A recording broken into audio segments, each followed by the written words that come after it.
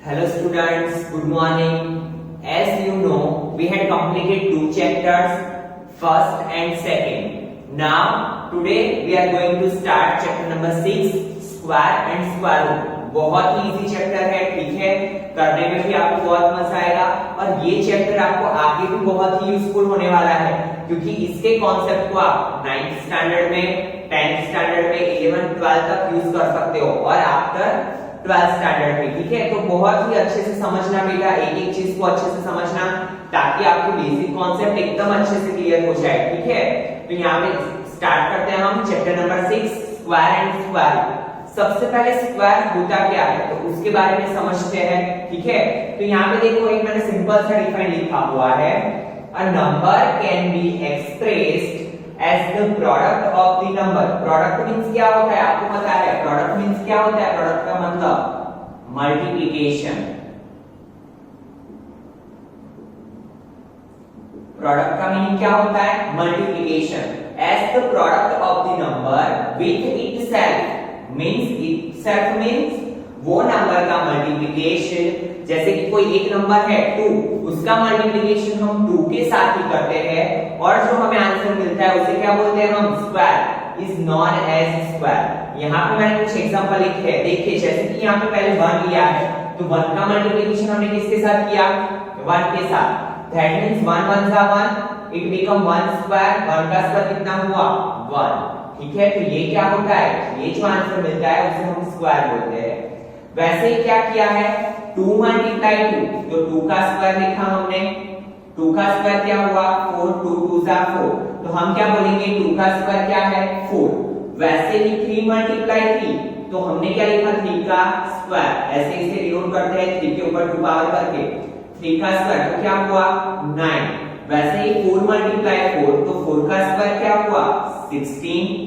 वैसे अगर आपको ऐसा पूछे कि 7 का स्क्वायर, तो आप क्या करोगे, 7 मल्टीप्लाई 7, दैट मींस 7 का स्क्वायर, 7 7 जा 49।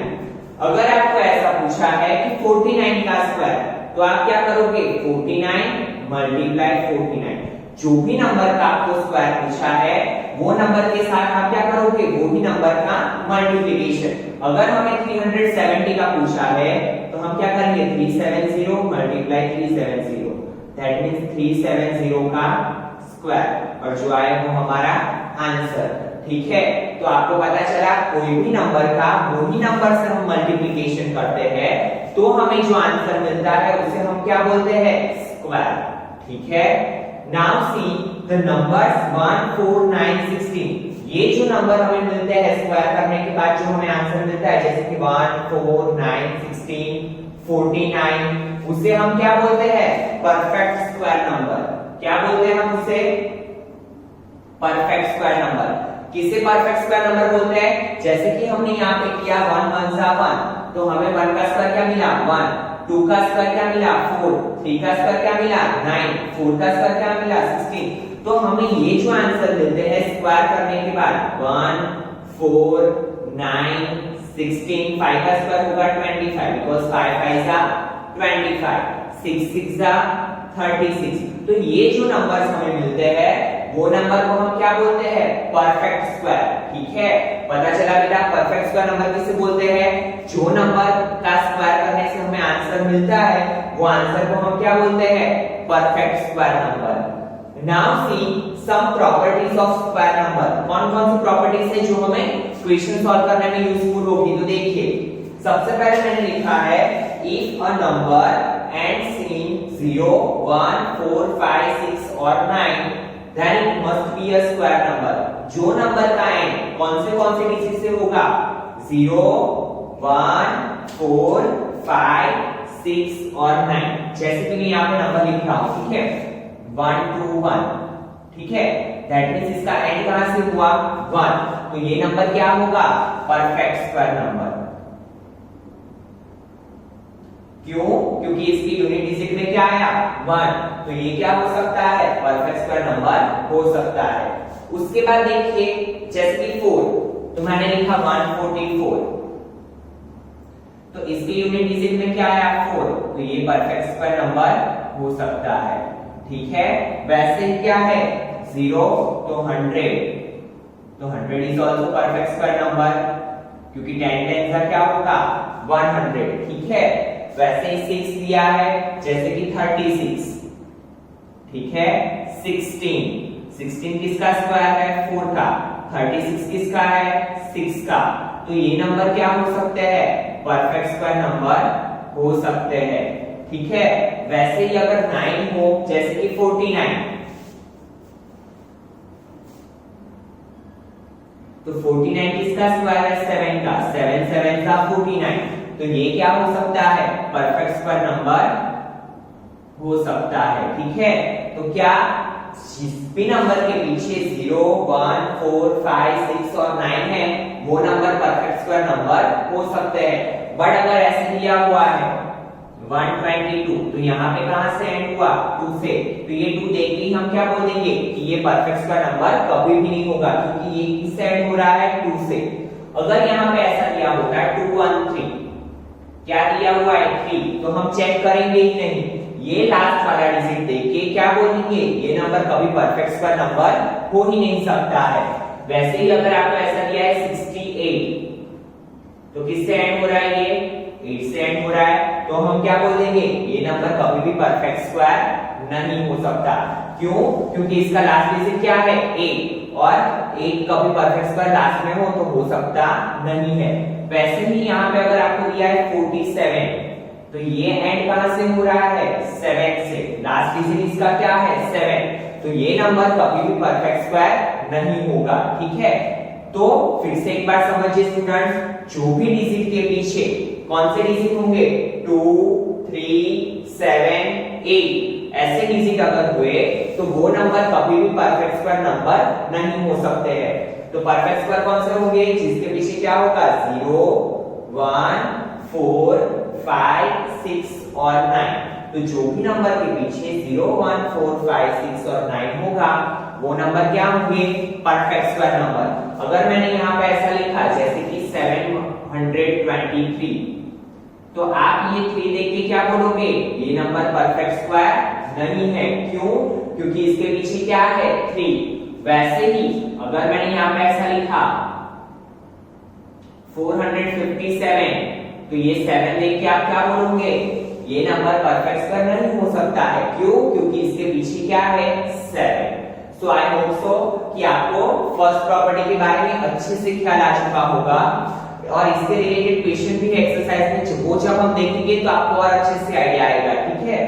Now see second property, if a number has 1 और 9, क्या दिया हुआ है 1 और 9 in the units place, then its square ends in 1, तो क्या बोल रहा है ये पॉइंट? ये पॉइंट हमें ऐसा बोल रहा है कि कोई भी नंबर के पीछे अगर 1 या फिर 9 है, ठीक है, अगर 1 या फिर 9 है, जैसे कि यहाँ पे मैं लिख रहा हूं, एक 11 लिख रहा हूं और एक लिख रहा हूं 19, ठीक है।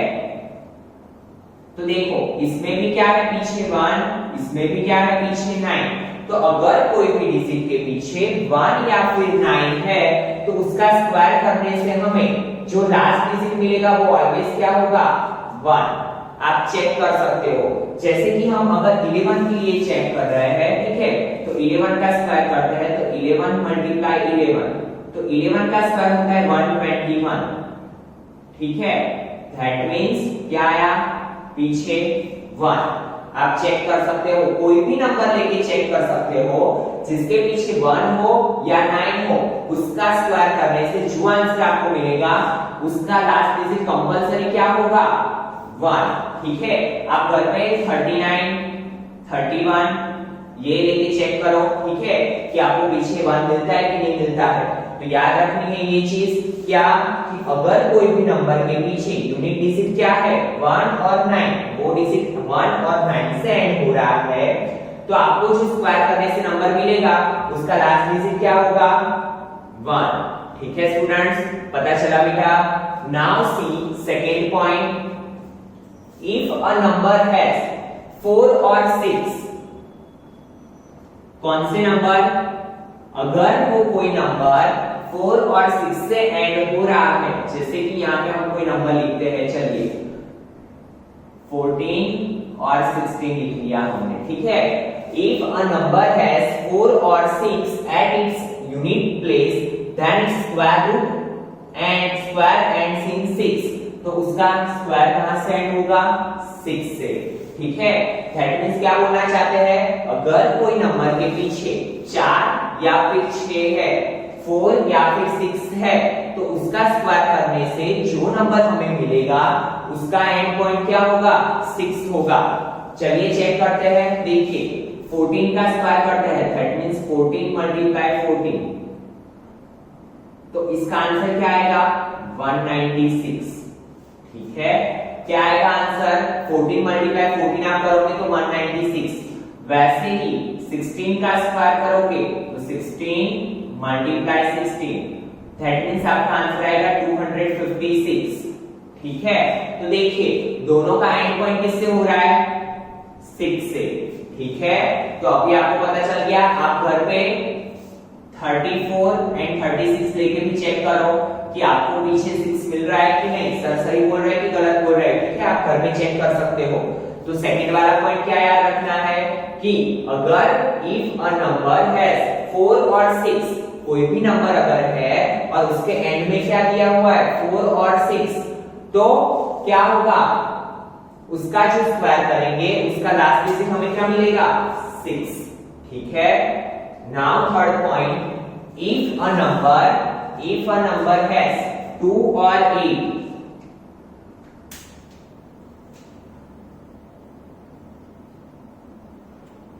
at its unit place then square root and sin 4, अगर कोई भी नंबर 2 या 8, 2 या 8 से एंड हो रहा है, ठीक है, तो उसका जो एंड डिजिट है स्क्वायर करने से जो लास्ट वाला डिजिट मिलेगा वो ऑलवेज कहां से एंड करेगा?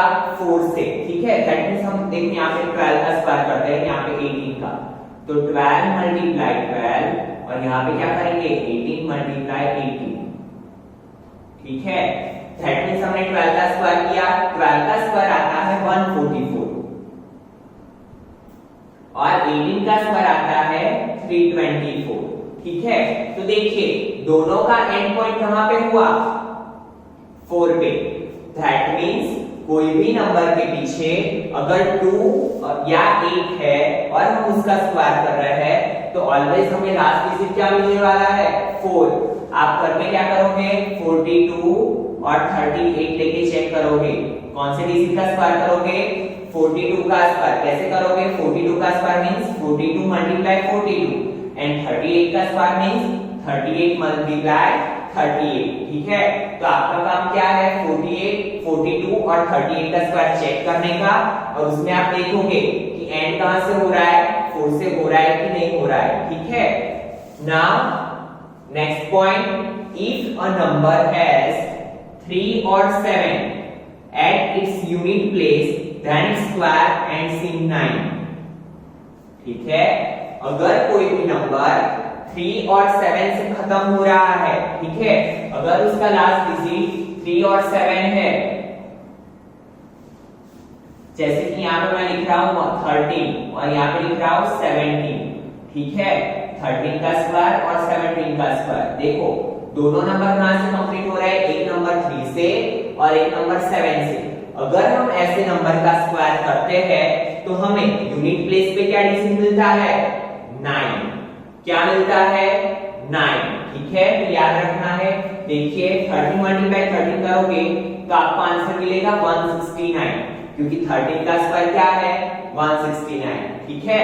वैसे ही अगर आप 17 मल्टीप्लाई 17 करोगे तो 17 मल्टीप्लाई 17 का स्क्वायर है 289। तो देखिए दोनों का एंड पॉइंट कहां पे कंप्लीट हो रहा है? 9 पे, ठीक है। दोनों का एंड पॉइंट कहां पे कंप्लीट हो रहा है? 9 पे, ठीक है। दैट मींस कोई भी डिजिट के पीछे अगर 3 या 7 है उसका हम स्क्वायर करेंगे तो हमें क्या मिलेगा? लास्ट डिजिट 9 मिलेगा। क्या मिलेगा? लास्ट डिजिट 9 मिलेगा। आपको घर में किसके लिए चेक करना है? 33 के लिए और 69 के लिए चेक करना है, ठीक है। 33 एंड 69, सॉरी 67 की बात हो रही है, 3 एंड 7, ठीक है। तो 33 और 69 के लिए 67 के लिए चेक करना कि आपको एंड पॉइंट पे क्या मिल रहा है, 9 मिल रहा है कि नहीं मिल रहा है आंसर में, ठीक है। तो ये आपका काम है। Now last point, if a number has 0 at its unit, place then square root ends in 0। अगर कोई भी नंबर के पीछे 0 है, जैसे कि यहाँ पे हम 2-3 एग्जांपल लेते हैं, 10 का स्क्वायर, 20 का स्क्वायर, 30 का स्क्वायर। देखिए सभी में क्या है, 0 है। कहां से एंड हो रहा है डिजिट, 0 से एंड हो रहा है, ठीक है। तो 10 का स्क्वायर करते हैं हम, 10 मल्टीप्लाई 10, 10 10 का 100। वैसे ही 20 का स्क्वायर करते हैं, 20 20 400, ठीक है। 30 का स्क्वायर करते हैं, 90 मल्टीप्लाई 90, तो सॉरी 30 मल्टीप्लाई 30, दैट मींस 900, ठीक है। तो अगर कोई भी डिजिट का एंड कहां से हो रहा है, 0 से, तो उसका स्क्वायर करने से जो हमें डिजिट मिलेगा उसका एंड पॉइंट भी कहां से होगा, 0 से। और एक चीज आप नोटिस करो, अगर यहाँ पे 1 0 है तो 1 0 पे कितने 0 बन रहा है, 2 0। अगर यहाँ पे 2 0 होते तो 2 0 के कितने 0 बनते, 4 0, ठीक है। तो ये चीज भी आपको ध्यान में लेनी है। और यहाँ पे मैंने एक पॉइंट नहीं लिखा है, वो पॉइंट ये है कि इफ अ नंबर हैज 5, अगर कोई नंबर है जिसका एंड पॉइंट कहां से हो रहा है, 5 से, जैसे कि हम ले रहे हैं दो नंबर 15 और 25, तो अगर नंबर का एंड पॉइंट 5 से हो रहा है तो कंपलसरी उसका स्क्वायर करने से लास्ट डिजिट भी क्या मिलेगा, 5। क्या मिलेगा, 5 पे 5। कैसे, देखिए यहाँ पे 15 का स्क्वायर, तो हम क्या करेंगे, 15 मल्टीप्लाई 15, दैट मींस क्या है हमारा आंसर, 225।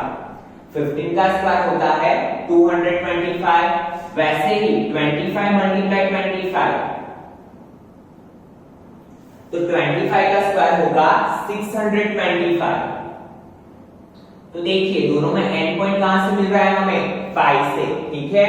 तो ये चीज आपको याद रखनी है।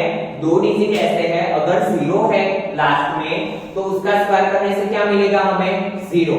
और अगर 5 है लास्ट में तो 5 का स्क्वायर करने से भी हमें क्या मिलेगा लास्ट में, 5 ही मिलेगा, ठीक है।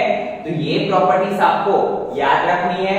ये प्रॉपर्टीज से आप एक्सरसाइज के क्वेश्चंस इजीली कर सकते हैं, ठीक है। तो now we will start exercise 6.1। First question उसका सॉल्व करते हैं, ठीक है। तो देखिए क्या है first question, see what will be the unit digit of the squares of the following number. हमें क्या बताना है, यूनिट डिजिट बताना है, ठीक है, विदाउट डूइंग स्क्वायर।